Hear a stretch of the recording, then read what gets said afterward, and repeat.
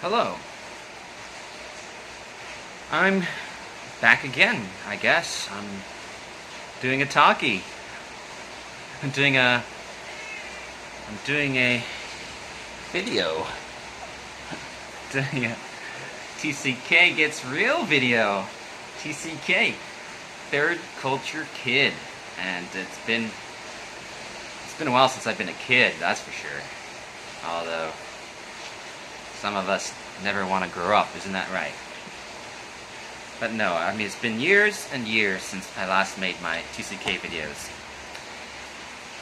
And today, I decided I'm going to try and do some weekly TCK videos. Or TCK Gets Real videos. And to be honest, I'm not very practiced at this. This is something different for me.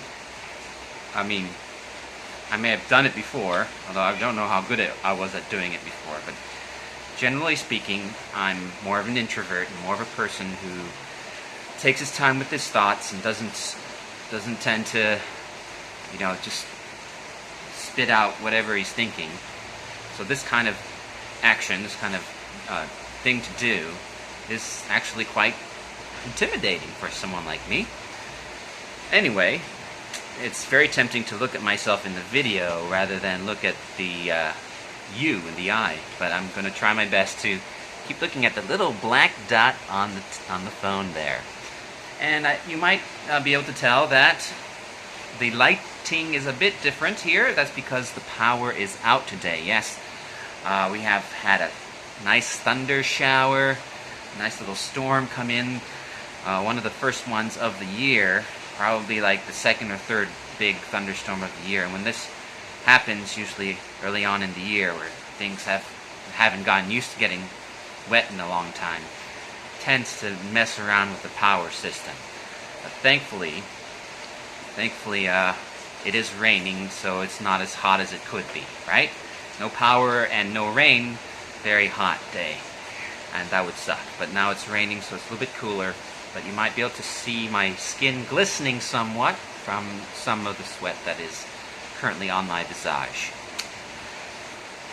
That being said, and I hate saying that being said, and saying stuff like, it is the way it is, or it ain't what it ain't, it is what it is. Just some filler, trying to fill things up. But I did come into this with a specific topic in mind. And the reason why I picked this topic, for this week at least, is because this week I'll be releasing my, I don't know what number album it is, one of many albums, but I'll be releasing an album today, on May the 4th, on my birthday actually, and this album is a very personal album. It's one of the most personal albums I've made. Thankfully, it's not a breakup album. Some would say that the breakup albums that I've made in the past are a bit more personal or even cringy, one might say. This one is quite personal, and it kind of feeds off of a lot of different thoughts and energies that went through my mind during this time period. Things even like dreams that I'd have, and I'd wake up thinking about that dream, having been impressed by it, and so writing a song based on what happened in the dream, whatnot, stuff like that. And one of the things that happened while I was writing music, before I started recording the album, one of my good friends committed suicide.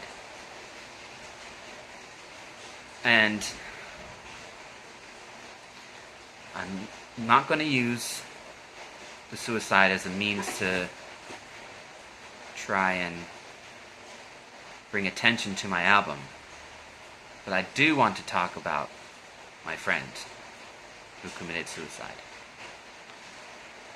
And it happened some time ago, about a year ago, so it's not fresh. It's not weighing on me heavily like it was when the news first broke. And I want to talk about my friend and talk about the memories I had of him. Kind of remember him. Remember who he was to me. And that's what I would like to do in this video. And I know there's so many things, like the picture is very clear in my head. And it's going to be difficult to paint a similar picture that I have in my head and paint that into yours. But I'm going to try to convey as well as I can what it was like knowing Daniel and being friends with him and who he was from my point of view. And this could be interesting for, I don't know, people who may have had friends who have committed suicide.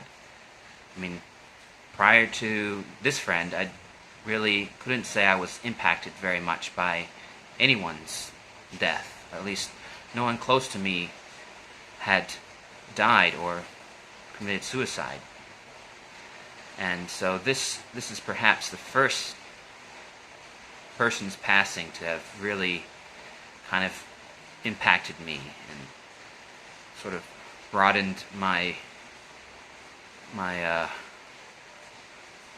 suffering, broadened, the spectrum of feelings that I felt in life. And I guess we'll start at the beginning, like how did I meet my friend Daniel? And I'll have to go back and tell you that I was probably about 13 or 14 years old when I first met Daniel. And how I met him was, at the time, I had another friend named Yubi. And Yubi was a refugee from the Middle East.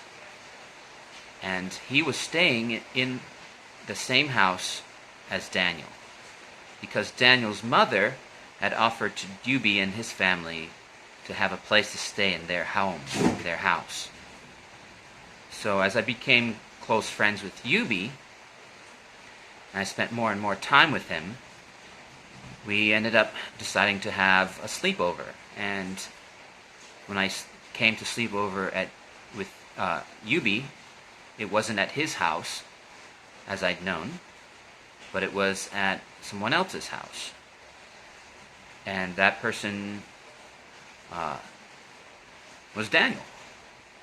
And so I kind of met Daniel first time kind of like as a periphery character. He was not a main character in my life at the time, to say the least. I don't know. He was younger than us, quite younger than us, and he was very interested in computer games. He was a bit more of a nerd, and back then I was maybe a bit less of a nerd, though I also enjoyed computer games. But Yubi and I were kind of in the phase where we were interested in girls, and we wanted to get girlfriends and whatnot. And so when we did have a chance to interact somewhat, because when I was staying over at Yubi's house, I could see the way Daniel would act, and he was usually fighting with his mother. Him and his mother would have these pretty big fights, and Daniel would often decide not to attend school. And so what I would learn about him later was the reason why him and his mother were on such a bad terms was that he was very angry and upset by his mother and his father having a divorce. So Daniel was kind of like the first person I'd come to know at that point in my lifetime whose parents had divorced. And it might help you to, you might be like, whoa, you were 13 when you first met someone who was divorced, who has parents who were divorced? And I would say, yeah, well, my parents were missionaries, and I spent a lot of time in Thailand. I did not meet a lot of other people or get to know a lot of other people who were outside of the church. And so Daniel was the first one, and though, personally I didn't know what it felt like to have parents who divorced, I tried to be sensitive to it somewhat, but he had a bit of a temper, and honestly it kind of rubbed me the wrong way at the time. Like it kind of felt like he was being a bit petulant, a bit childish.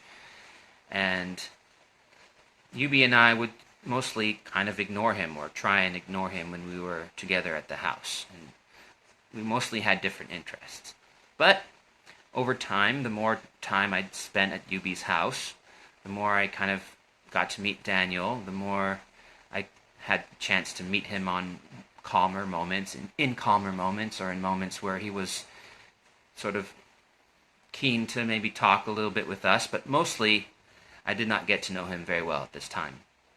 It wouldn't be until much later on that I would get to know Daniel, when I was maybe about 17 or 18 years old. So when I was living in Thailand at the time, my family moved back to Canada. And when we moved back to Canada, I had to say goodbye to a lot of friends and people that I'd known. And then when we came back to Thailand a year later, I went back to the church we were attending. And this time I noticed that Daniel was attending church, which was a surprise to me, because before, when he was younger, he wasn't really attending church as far as I'd known. And he was kind of integrated into the youth group. I mean, we were literally called the youth group of the church, the teenagers who went to church and also spent Friday nights together as part of a youth group activity. He was part of that, and he'd sort of become an interesting figure in it. I mean, it was because of that I probably was able to start getting to know him a bit better. I mean, he might have attended church before when he was younger, now that I think about it, but mostly I remember him from this point on, when I was about 17 and he might have been about 15 and a half, 16. I think I was maybe a year or two older than him. And so I was attending youth group every Friday, and so we had chances to meet. We would actually talk quite a bit, and I did note at the time that, to me, he did not seem very much like a fervent Christian, and he would often say things that would kind of question the faith and kind of allude to I think he would label himself as agnostic, where he wasn't quite all the way buying in. And you could kind of tell that, during worship time, he would stand, he would clap his hands. He might sing sometimes, but he didn't really appear to really be into it. Although, how into it is anyone? I mean, as I was then, I was really into it. I would, raise my hands, and some days I would feel impressed upon to really get it out, and usually what that would mean was I would probably cry, and usually I would cry probably because of some guilt that I'd felt from, I don't know, masturbating or having bad thoughts or stuff like that. The guilt that a lot of religious people carry with them, especially when they're younger, and they feel they need to be absolved of their guilt. And so when they go to church and they pray for forgiveness, and then they get sort of this catharsis of like God forgiving them, and they feel so grateful, and that sort of gratefulness leads to tears, like, I don't deserve to be forgiven, but you've forgiven me, and I feel so good and grateful. You know what I mean? There's a lot of that. That's what it was. Anyways, I was really into the youth group at the time. I'd even started leading worship at youth group, and I was also involved in the worship band on Sundays, playing bass guitar. And it was partly thanks to church that I actually started playing bass guitar decently enough in my life, and also probably became interested in that style of music because of church and youth group. And also being into that side of things, that musical side of things, also probably gave me a lot of social credit in that circle. And I hate the term alpha male, but when it came to church in that youth group, I was not only like one of the elder people in the youth group, I was also one of the leaders. And so for me, being in that youth group was a big deal, especially because outside of youth group, I was definitely not popular or well liked or had many friends. That was where I thrived.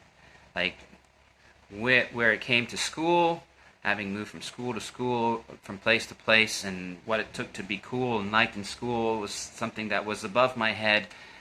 And the best I could do in school was just like be quiet, and maybe people would think I was cool, and just be like the silent type cool guy. Everyone's like, oh, he's tall and silent, cool guy. That's kind of what I became later on in my school years, when I was actually able to grow tall enough to be cool. And then, but then there was the place where I really was actually building relationships with people, and that was the youth group. And I was building relationships with Daniel. UB at the time was no longer in Thailand. He'd moved to Canada. And so, I'd made a lot of friends, and Daniel was one of them. And as I usually did, I would often sleep over at friends' places. And they would also sometimes sleep over at my place, and we would have all-nighters where we would play games all night on the PlayStation or something, and it was really, really fun, wicked fun. I always loved playing computer games and video games with friends. And I'm kind of an activity-based person that likes to do activities with other people. I also like to talk with other people. But Daniel and I, we definitely had activities we liked to do. We would love to watch movies together, and he'd often share some of his favorite movies. And he was a bit of a cinemaphile. He liked movies. He was a movie buff. And one of his favorite movies was The Matrix. And he often liked to talk about The Matrix, and he liked to show me other movies, such as, what's that one? Casino. Casino was one of them. The Nicolas Cage movie, I think it's like 17 millimeter. He likes sort of more of the trending towards the adult side, kind of darker style movies. He liked the gangster movies, kind of Tarantino type movies as well. And yeah, he kind of broadened my perspective when it came to movies, and he kind of opened a window into a new world that maybe might not have happened without him. And I remember this time when I was 17, after coming back, he was no longer living with his mother. He was now living with his father in a different part of Bangkok. And it was actually quite far from where I lived. So if I was going to go hang out with him at his place, or vice versa, it would usually have to be on the basis of it being a sleepover, because of how far we were from each other in Bangkok. And at the time, I was riding buses, so it would really take me a long time to get there because of Bangkok traffic. But one of the positive sides to where he lived was that he was living very close to where my girlfriend at the time was living. So it kind of worked out. So the three of us actually got to hang out sometimes together, sometimes to play a board game or something. And we got to spend a lot of time with each other and get to know each other. Daniel was someone who appeared slightly meek. He was slightly smaller in stature. He was, his voice was a bit high-pitched. He talked in a way that was kind of awkward, a little bit effeminate. His body tended to move a bit awkwardly, slightly gangly looking. He looked like the kind of guy that probably would have been picked on a lot.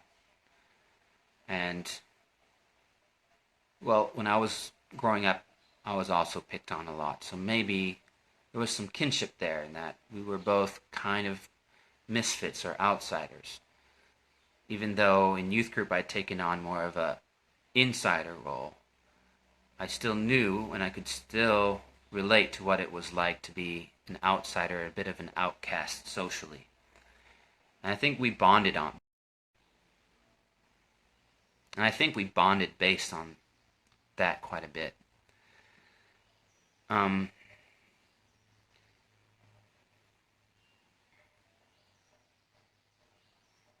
Daniel was one of the first people that I shared my music with. And in fact, it would seem that he actually liked my music, even though it wasn't great. Like, I was only 16, 17 when I recorded my first album.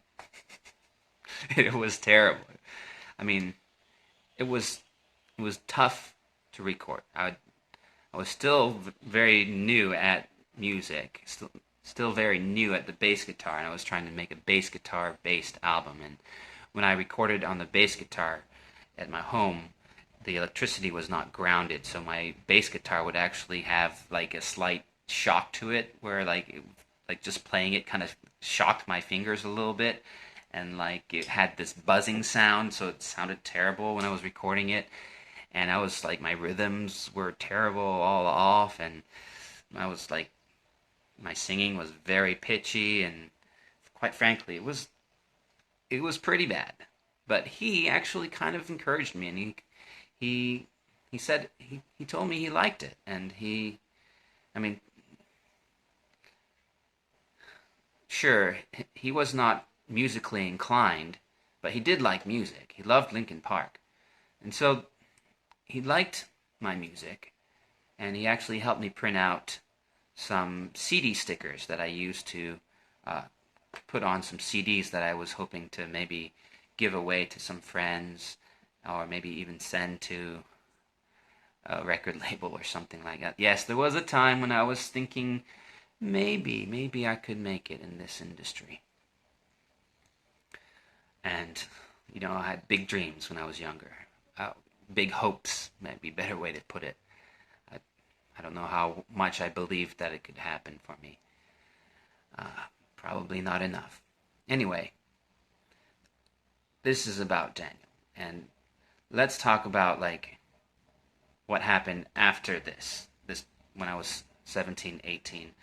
And after I graduated, I stayed in Thailand a bit longer to save up some money doing some teaching work, and then I moved to Canada with my girlfriend. And my girlfriend was also pretty close with Daniel because, well, they lived together, close to each other, and we went to youth group together. And when we were in Canada, the communication with Daniel was still there. It was not constant, but we chatted with each other on our chat application at the time, and we wrote, emails to each other once in a while. But as TCKs may know, it's very difficult to sometimes keep in touch with someone when you're apart for a long period of time. And a lot of changing and a lot of growing can happen from the time you're 17 to the time you're 22 to the time you're 25. Things can change. Circumstances change. Daniel ended up going back to the UK, which was where he was originally from, or his parents were from. And I ended up moving back to Thailand. So we didn't have a chance to meet with each other or hang out with each other very much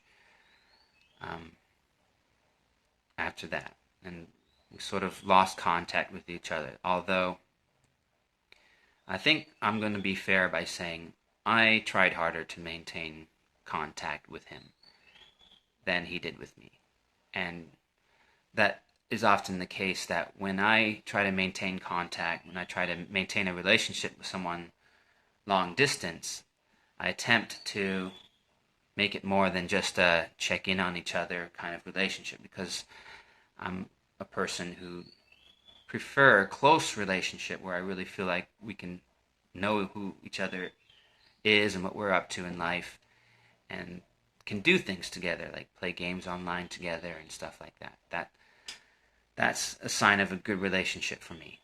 And without that, things, I don't know, they start to fade away. And I let it fade away myself as well, and he did as well. But there were times when I would try to contact him and he would not write back, and I would, okay, maybe I'd try again later, and I'd try it again later, and he would not write back, and I would just, I got pretty upset one time that he was not writing me back after I'd written him several times, just to see what he was up to, catch up with him or whatever. And I actually ended up deleting him from my Facebook. I didn't block him. I just deleted him. I just thought, well, if you're not going to, actually be a friend, why should I keep you as a friend on my Facebook page? And little did I know that he would actually wind up being quite offended by this. Like really offended. He was so offended by this, and he didn't tell me, that when he eventually did come back to Thailand while I was living in Thailand, he did not bother to mention it to me. He did not want to see me, and so he did not. Sometime later, when he finally did reply to me and we did start talking again, he mentioned this to me, and I was quite hurt by this. But I feel like Daniel is someone who maybe holds grudges and holds on to anger for a long period of time. I think it's someone who doesn't find it easy to let go. I'm also someone who can become temperamental, but I can calm down afterwards and look back and try to see things more clearly.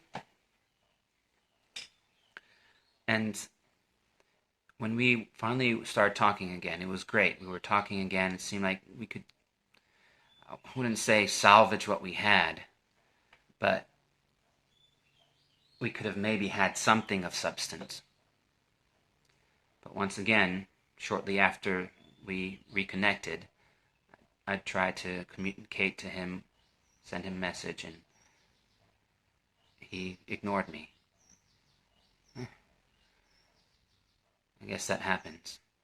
I remember writing him a message saying something like, if you ever come back to Thailand, make sure you tell me this time, okay? Even if you're upset with me. Come on, it would mean so much to me if we could just meet again once more. Relive the old times.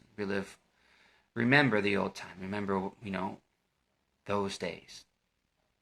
Because every day of your life is special, and every person that you've come in contact with, that you've connected with, is special. And we don't get to relive those special moments. We don't get to relive those people in our lives very often, outside of maybe just personally trying to remember it. But when you actually get to see them again, actually get to talk to them or hear their voice again, it sort of, something in your brain lights up. Something from long ago makes a connection again. And it feels so good. It feels so cathartic. It feels, I might be alone on this, and sometimes I theorize that I am different in this way, that I won't say stuck in the past, but I can remember things like they were just yesterday. And you put a friend there in front of me, and we're hanging out, it'll feel like we were there, like we were just there. Yesterday was 10 years ago. It was just today. It'll feel like that again. I can.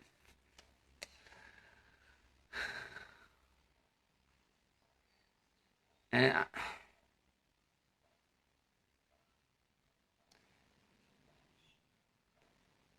if I'm completely honest,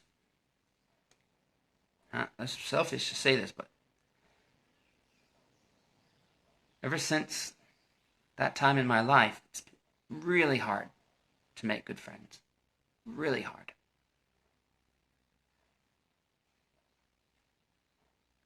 I can say that the best friends I've made were from my childhood, from my teenage years.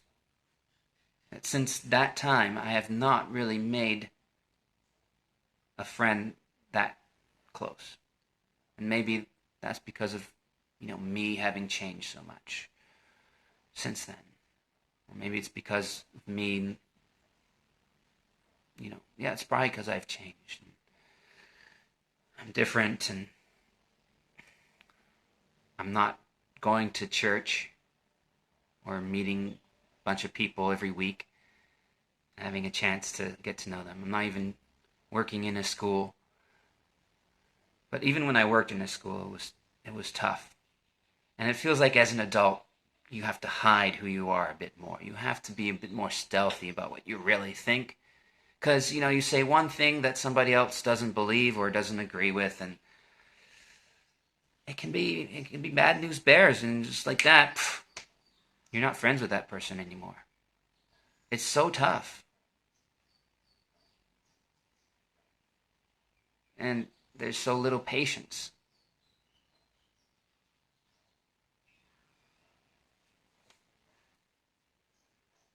But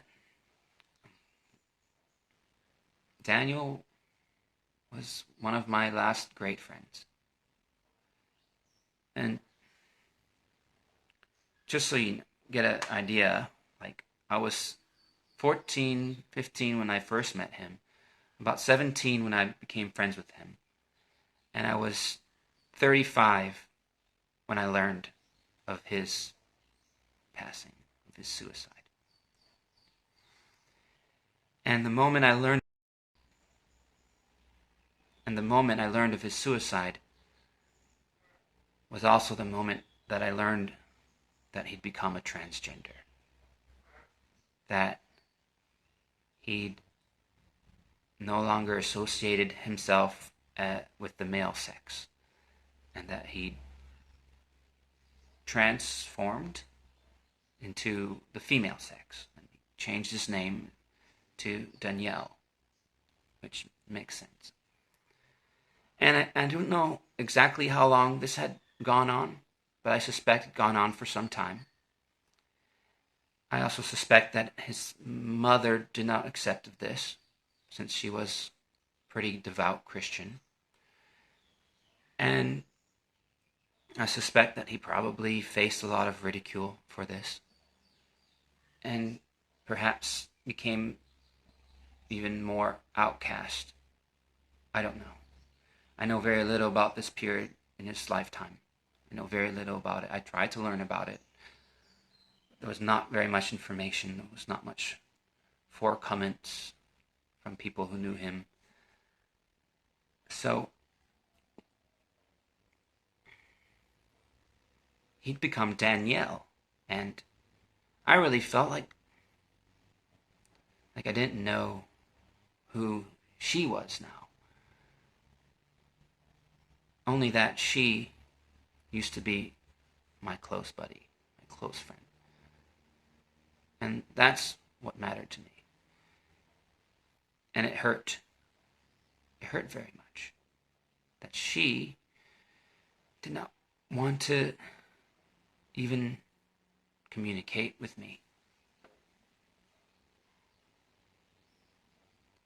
About 5 or 6 months before the passing, I'd actually dreamt of Daniel.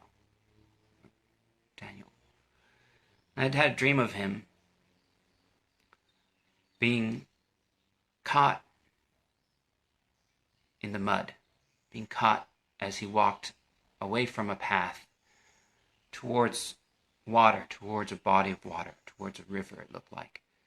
And his feet would get caught in sort of the muck under the water. And the deeper he went, the harder it became for him to try to free his feet. And then some fish began to latch on to him and pull him into the water. And then he died. In my dream, he died. And it was a dream that I remembered very clearly, very vividly. And I even wrote a song about it.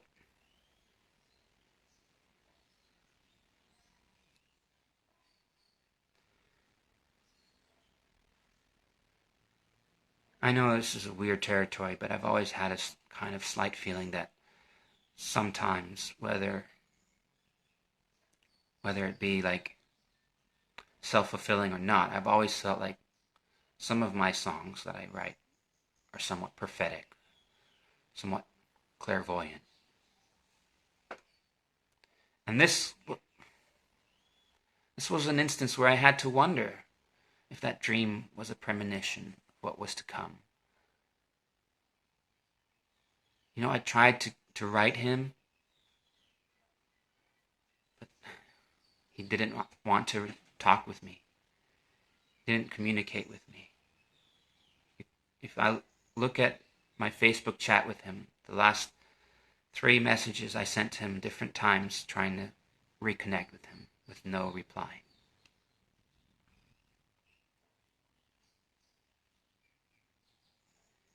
Would it have made a difference? I don't know. Maybe it would have.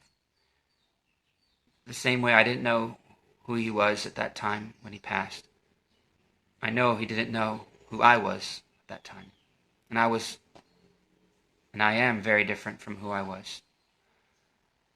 And maybe in the past I might have said things that were homophobic when I was 14 or 15, using the term gay in a derogatory sense, making fun of transgender people. That was who I was. I did those things. And maybe he thought that that's who I am today. And maybe he was critical of me. Maybe he was judging me. Always kind of felt like Daniel was someone who did judge people quite a bit. But I'm not. That's not who I am today. Today I'm very different from that. I don't believe in using the term gay in a derogatory sense. And I support people's decisions to do whatever they want with their body, to be whatever they want, to be whomever they want to be, and to be addressed however they wish to be addressed. They should have the right to do that.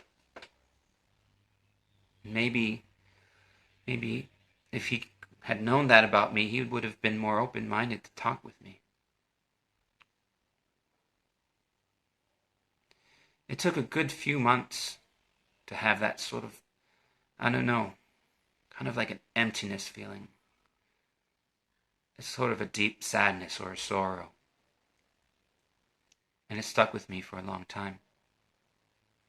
And it was during this time that I wrote the song.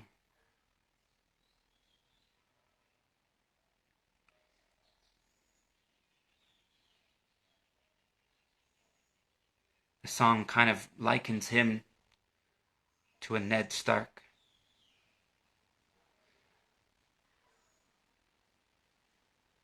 Kind of suffering because of the ideals he has. The ideals for a better world. The ideals for better lives for many people. He was a fighter. He fought. He protested. He was a protester.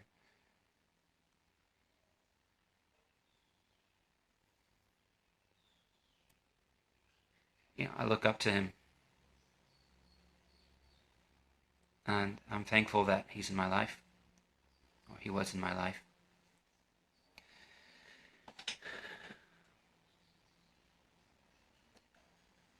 Anyway,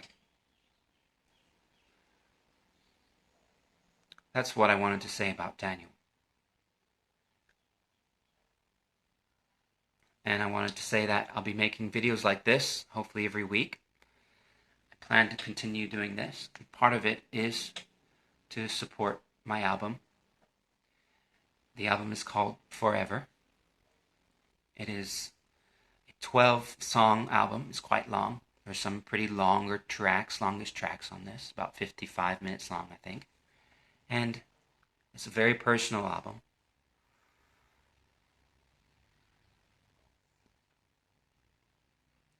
It's my first album that was written on the piano.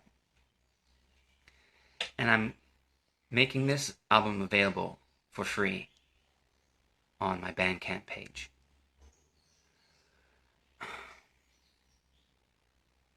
So there's no reason for you to go and get it for free. It's free. You can pay $0 for this. I guess.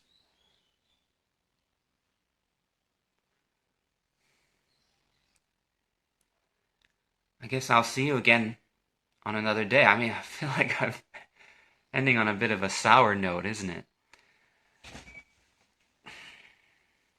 Still haven't gotten our electricity back. It's quite warm. If we don't get electricity soon, I might not be able to put the album out today. That would stink. Anyway, so I'll add some other links to stuff down in the description. And feels weird asking for this, but if you could hit the subscribe button, and then you hit the notification bell button, because who am I saying this to? All of you who are watching this. If you would like to make a request in the future for a TCK Gets Real video topic, feel free to do so in the comments below. Would love to hear from you. Would love to hear from other TCKs and other people, anyone. I would love it. And have some, maybe foster some discussion, foster some back and forth, and maybe even get to know each other on a more real level. This kind of video is sort of passe. I remember when YouTube first started and these kinds of videos were pretty much most of the content that was coming out. Lots of talking, lots of vlogging. I still remember Key Ranger, I think it was, or Chi Ranger, and following his vlogs. And he vlogged quite often. He was going through a divorce at that time and feeling like, being able to see into his life, and it was kind of interesting and inspiring thing to have at that time in my life. And hopefully this will be a chance to do the same with you, to share part of my life. And if you also do this kind of thing, feel free to let me know. Maybe we can both, listen to each other. Maybe we can both listen to each other and comment. Well, my voice. I tell you, I don't talk this much, hardly ever. This is the most talking I've done in a long time. It's already got in my throat, feeling raspy. Anyway, stay in a good condition, everybody. I will see you again next week. And we might be seeing some song videos in the future too. Bye-bye.